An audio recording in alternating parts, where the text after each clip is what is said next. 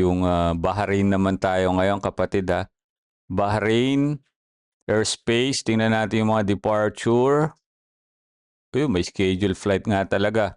March 10 po may schedule flight sa Bahrain. Wala nga lang akong nakikitang pa Maynila. May mga scheduled flight, cancel flight. Okay, scheduled. Possible pa itong ma-cancel, possible na matuloy, ha.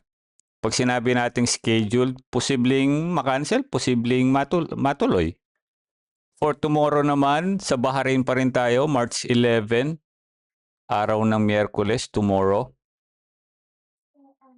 Wala pa rin tayo nakikitang mga pa-Maynila.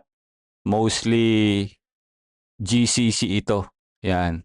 Europe, meron. Okay. May Europe.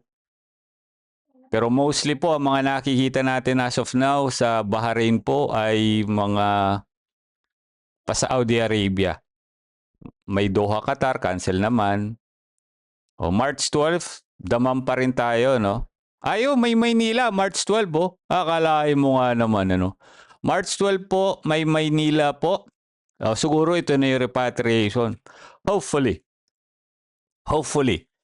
Ito na yung repatriation. Teka. Hindi ko masasabing repatriation pa rin ito. Pero siguro ito yung mga na-cancel na flight na nire-schedule lang nila ng A12.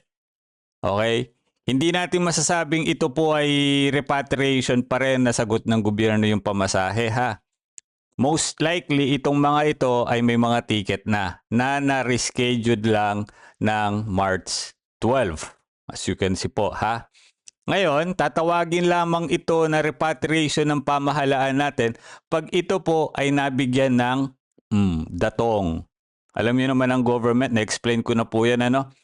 Pagdating sa Pilipinas, galing sa isang bansang sumasalo ng mga missiles, ay binibigyan ng pampalubag loob. O yan, ayuda, 'di ba? Doon, tinatawag na nilang repatriation. Kasi nabigyan sila ng post-repatriation assistance. Tandaan niyo po yan, ha? So yung mga unang nakauwi sa Pilipinas mula sa Dubai, tinawag nilang repatriation because binigyan sila ng pamahalaan ng assistance.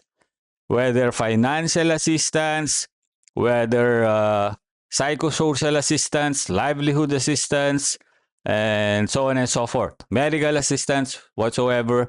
Basta assistance coming from the government, even if you did not, you by your